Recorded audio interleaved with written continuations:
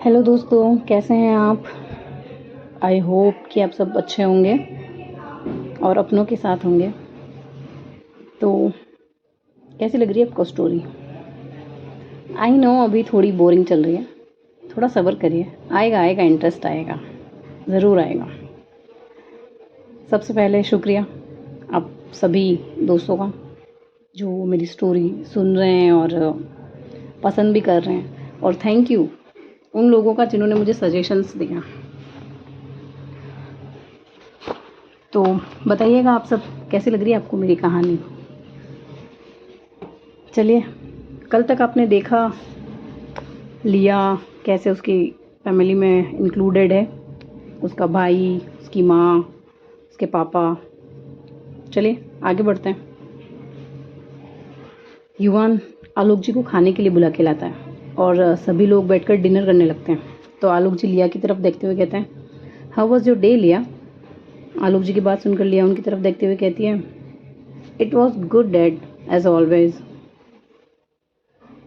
आलोक जी लिया की बात सुनकर मुस्कुराते हैं और कहते हैं, सुनकर अच्छा लगा कि तुम्हारा दिन अच्छा गया। वैसे मुझे एक बात कहनी है।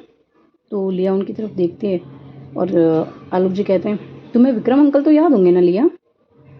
आलोक जी की बात सुनकर लिया उनकी तरफ देखते कहती, हाँ पापा, वो वही आपके बेस्ट फ्रेंड ना। तो आलोक जी हाँ में सिर हिला देते हैं। लिया बोलती है, हाँ मुझे याद है, क्यों कोई प्रॉब्लम है क्या। आलोक जी लिया की बात सुनकर कहते हैं, नहीं नहीं कोई प्रॉब्लम नहीं है, मुझे लगा कि वो तुम्हें याद नहीं होंगे क्योंकि तुम उनसे काफ़ी सालों से मिली नहीं हो ना। लिया उनकी बात सुनकर कहती है, नहीं मुझे याद है, उन्हें कैसे भूल सकती हूँ, ग्रैंडपा की उनसे बहुत बनती थी। आलोक जी लिया की बात सुनकर मुस्कुराते हुए कहते हैं, हाँ ये बात तो है, डैड विक्रम को बहुत पसंद करते थे। लिया उनकी बात सुनकर कहती है, क्या बात है डैड, अब सडनली उनकी बात क्यों कर रहे हैं। आलोक जी कहते हैं कि एक्चुअली उनकी फैमिली कल लंच पर हमारे घर आ रही है और मुझे कुछ इम्पोर्टेंट मैटर डिस्कस करना है, तो मैं चाहता हूँ कि तुम कल घर पर ही रहो। लिया आलोक जी की बात सुनकर खाना बंद कर देती है और शॉप में उनकी तरफ देखते हुए कहती है, ऐसा कौन सा इम्पोर्टेंट मैटर डैड आपको डिस्कस करना है।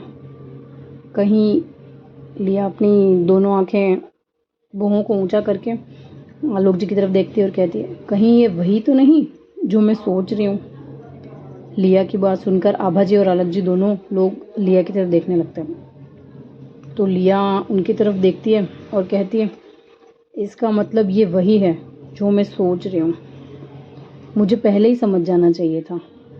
अब जब आपने मुझे इंडिया आने के लिए बोला था। लिया की बात सुनकर आलोक जी लिया की तरफ देखते हैं, कहते हैं, नहीं बेटा ऐसा कोई बात नहीं है। आलोक जी की बात सुनकर लिया कहती है, आपका जो कोई भी मैटर है डैड, आप और वो समझिए, मुझे बीच में लाने की कोई ज़रूरत नहीं है। ये बोलकर वो बिना खाना खाए ही वहाँ से उठकर जाने लगती है। तो आभा जी लिया की तरफ देखते हुए कहते हैं, बेटा खाना तो खा के जाओ। लिया आभा जी की बात सुने बिना ही उनकी तरफ देखती है और कहती है, माँ मेरी भूख मर गई है, और वहाँ से चली जाती है। आभा जी आलोक जी की तरफ देखते हुए कहते हैं, ये बात तो आप खाने के बाद भी कर सकते थे ना, अब देखा बिना खाना खाए वो अपने रूम में चली गई। आभा जी की बात सुनकर युवान कहता है, क्या बात है मॉम, ली इतना गुस्से क्यों हो गई। आलोक जी युवान की बात सुनकर कहते हैं, युवान अपने रूम में जाओ, ये बड़ों के बीच की बात तुम्हें जानने की कोई ज़रूरत नहीं है। उनकी बात सुनकर युवान कहता है, पर डैड। वो इतना ही बोलता है कि आभा जी भी उसे जाने के लिए बोलते हैं, तो वो अपने रूम में चला जाता है। आलोक जी आभा जी की तरफ देखते हुए कहते हैं, मैं लिया से बात करता हूँ। तो आभा जी उनकी तरफ देखते हुए कहती है, अभी देखा ना कितना ज़्यादा गुस्सा हो गई थी, अगर आप फिर से वही बात करेंगे तो वो और भी ज़्यादा गुस्सा हो जाएगी, छोड़िए अभी जाने दीजिए। सॉरी गाइस, विक्रम जी से बात करके मना कर दीजिए और कहिए कि डिनर किसी और दिन अरेंज करें। आभा जी की बात सुनकर आलोक जी कहते हैं, नहीं हम ये नहीं कर सकते, मैटर कल ही डिस्कस करेंगे और ये फाइनल है, मैं बात करता हूँ लिया से। आलोक जी की बात सुनकर आभा जी कुछ नहीं बोलती और आलोक जी लिया के रूम की तरफ जाने लगते हैं और आभा जी भी उनके साथ जाते हैं। आलोक जी लिया के रूम के डोर पर नॉक करते हैं। लिया अंदर से कहते हैं, डैड प्लीज़ मुझे अभी कोई बात नहीं करनी है, आप प्लीज़ यहाँ से जाइए। उसकी बात सुनकर आलोक जी कहते हैं, पर मुझे करनी है, लिया प्लीज़ ओपन द डोर। पर अंदर से कोई जवाब नहीं आता। तो आलोक जी कहते हैं, लिया तुम अगर डोर खुद से और नहीं ओपन करोगी तो मैं खुद ही डोर ओपन कर लूँगा, और ये बात तुम अच्छे से पता है।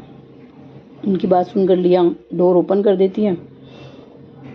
तो आलोक जी उसकी तरफ देखते हैं और कहते हैं, सॉरी गाइस, हम अंदर आ जाएं। तो लिया कहती है, जैसे मना करूँगी तो आप मान जाएंगे, और वो अंदर चली जाती है।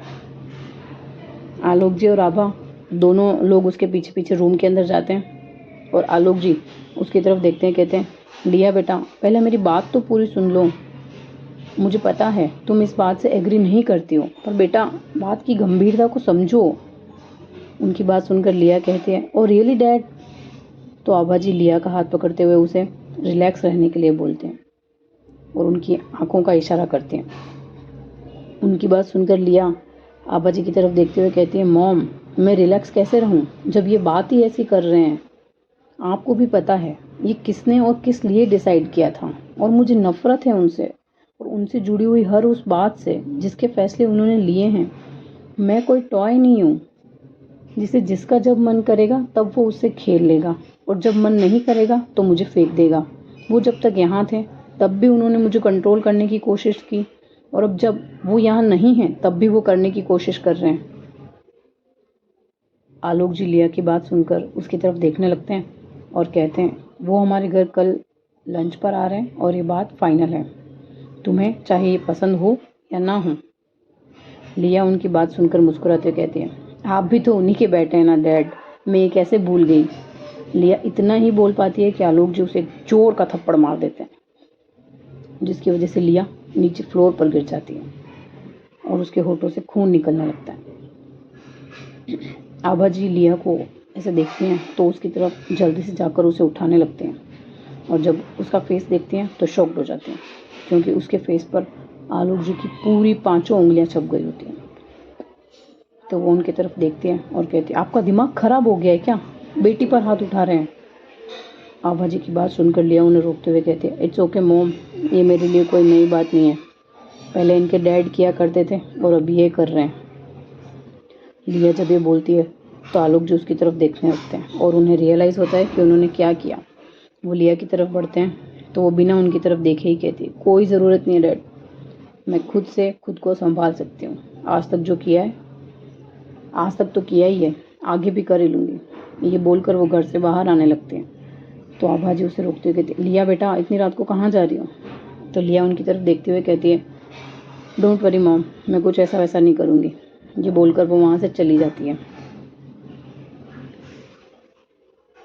लिया के वहाँ से जाने के बाद आभा जी गुस्से में आलोक जी की तरफ देखते हैं और कहते हैं, आपके लिए ये बात क्यों इतनी ज़रूरी है, अगर लिया को नहीं पसंद है तो मना क्यों नहीं कर देते हैं। आलोक जी उनकी बात सुनते हैं और कहते हैं, ये बात तुम्हें भी पता है आभा, कि हमारे बड़ों की डिसाइड की गई बात हमारी फैमिली के लिए पत्थर की लकीर की तरह होती है, और उसे फॉलो करना हमारा काम, बिना कोई सवाल किए। और वैसे भी जब हमें उनकी मदद की ज़रूरत थी तब तो हमने उनसे हेल्प ली, और आज जब वो परेशानी में है तो मैं ऐसे पीछे नहीं हट सकता। ये बोलकर वो वहाँ से चले जाते हैं। आभा जी कुछ सोच में पड़ जाती हैं और कुछ बोल ही नहीं पाती।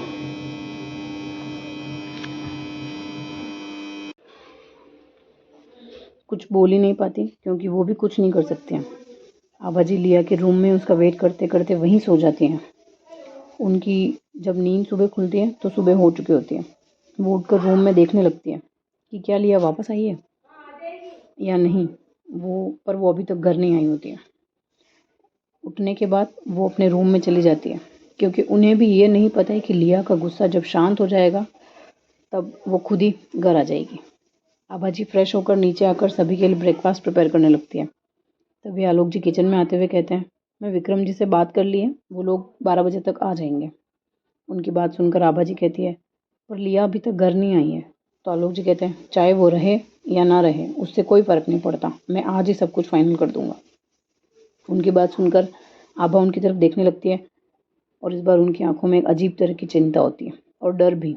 उन्हें ऐसे देख आलोक जी कहते हैं, मुझे पता है आभा तुम क्या सोच रही हो, पर मैं सब कुछ संभाल लूँगा, भरोसा रखो मुझ पर। उनकी बात सुनकर आबा जी कुछ नहीं बोलते हैं। तभी युवान वहाँ होते हैं, आते हुए दोनों लोगों की तरफ देखता है और कहता है, आप लोग क्या इतनी सीरियसली डिस्कस कर रहे हैं? उसकी बात सुनकर आबा जी कहते हैं, उठ गया तू, भूख लगी होगी, चलो बैठ जाओ, ब्रेकफास्ट रेडी हो गया है। तो आलोक जी जाकर डाइनिंग टेबल पर बैठ जाते हैं और युवान आबा जी की तरफ देखते हुए कहता है, मॉम, डैड को क्या हुआ? उन्हें इतना सीरियस कभी नहीं देखा।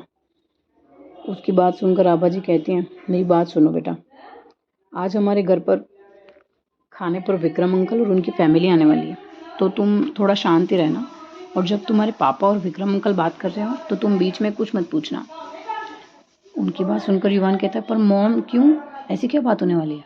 तो आबा जी कहते हैं, तुम्हें पता ही चल जाएगा बेटा, अभी आओ बैठ जाओ, ब्रेकफास्ट सर्व करते हैं। तो युवान जाकर बैठ जाता है और ऊपर की तरफ देखते हुए कहता है, ये ली कहाँ है? मॉम आज जल्दी ऑफिस चली गई क्या? क्योंकि जब मैं उनके रूम में गया था तब वो वहाँ भी नहीं थी, तो मुझे लगा वो नीचे होंगी, पर यहाँ भी नहीं है। युवान की बात सुनकर आलोक जी कहते हैं, वो बाहर गई है, आ जाएगी, तुम ब्रेकफास्ट करो। तो युवान हाँ में अपना सिर हिला देता है और ब्रेकफास्ट करने लगता है। ऐसे ही कुछ घंटे बीत जाते हैं और दोपहर का टाइम आने लगता है। आलोक जी लिविंग रूम में बैठकर विक्रम जी की फैमिली का वेट ही कर रहे होते हैं। तभी घर की डोरबेल बजती है, तो मैट जाकर डोर ओपन करते हैं और उन्हें लिविंग रूम तक गाइड करते हैं। आलोक जी विक्रम जी को देखते हैं तो मुस्कुराते हुए उन्हें हग कर लेते हैं और कहते हैं, कैसा है तू, तुझे देखे हुए कितने दिन हो गए यार। उनकी बात सुनकर विक्रम जी भी उन्हें हग कर लेते हैं और कहते हैं, मैं ठीक हूँ और तुझे देखकर और भी ठीक हो गया हूँ। दोनों एक दूसरे को हग करते हैं। तो आलोक जी उन्हें बैठने के लिए बोलते हैं और सभी लोग काउच पर बैठ जाते हैं। सारा और रूही दोनों ही आलोक जी से प्रणाम करते हैं। तो आलोक जी की दोनों की तरफ देखते हुए कहते हैं, कैसे हो तुम दोनों? तो रूही कहती है, मैं ठीक हूँ अंकल, और सारा दी भी, आप कैसे हैं? तो आलोक जी कहते हैं, मैं भी ठीक हूँ बेटा, आज तो तुम दोनों बहनें कुछ ज़्यादा ही खूबसूरत लग रही हो। उनकी बात सुनकर विक्रम जी मुस्कुराने लगते हैं। तो तारा जी कहती हैं, भाई साहब, आभा भाभी कहाँ हैं?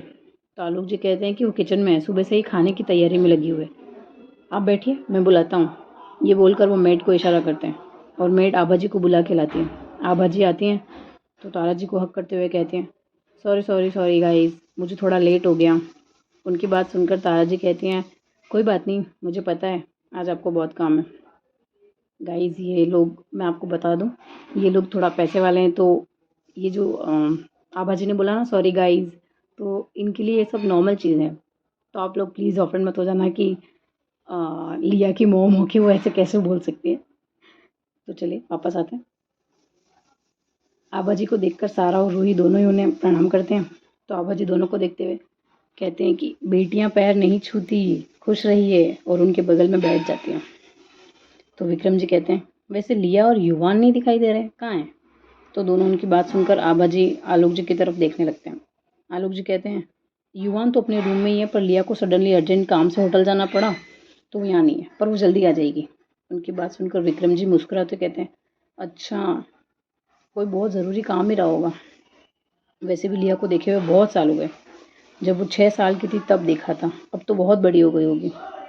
मैं उससे मिलने के लिए यूएस भी गया था, बट मिल नहीं पाया क्योंकि वो बहुत दूर रहती है।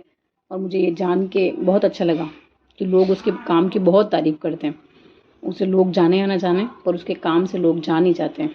उसकी बात सुनकर आलोक जी मुस्कुराते हुए कहते हैं, ये बात तो है, लिया ने हमें कभी भी निराश नहीं किया, उसने हमें हमेशा प्राउड ही फील करवाया है। आलोक जी और विक्रम जी की बात सुनकर रूही सारा की तरफ देखते हुए कहती है, दी, ये लिया कौन है? तो सारा कहती है, वो आलोक अंकल की बड़ी बेटी है। तो सारा की बात सुनकर रूही कहती है, आलोक अंकल की बड़ी बेटी भी है? मुझे तो किसी ने नहीं बताया, और मैंने कभी उन्हें देखा क्यों नहीं? सारा रूही की बात सुनकर कहते हैं, वो इसलिए क्योंकि लिया यहाँ नहीं रहती थी, वो बचपन से यूएसए रहती थी, अभी अभी इंडिया आई है। तो उसकी बात सुनकर रूही कहती है, आपको ये सब कैसे पता? तो सारा कहती है, क्योंकि डैड ने मुझे बताया, और अब सवाल पूछना बंद कर और चुपचाप बैठ। तो गाइज आज का भाग यहीं तक, बाकी का कल मिलेंगे। आपको कैसा लग रहा है ज़रूर बताइएगा कमेंट में। आई नो अभी थोड़ी स्टोरी शॉर्ट चल रही है, बट मैं कोशिश कर रही हूँ कि मैं उसे थोड़ा और एक्सपेंड करूँ। थोड़ा टाइम दीजिए और प्लीज़ सपोर्ट करिए, आपके सपोर्ट के बिना कुछ नहीं हो पाएगा। जब तक आप सपोर्ट नहीं करेंगे तब तक नहीं हो पाएगा। आप सपोर्ट करिए, मैं कोशिश कर रही हूँ कि इसको मैं और थोड़ा बढ़ाऊँ एटलीस्ट 25 मिनट्स या 30 मिनट्स की कर दूँ एक स्टोरी।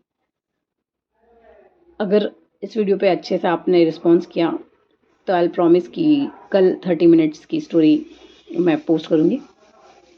बाकी आज के लिए इतना ही। Thank you.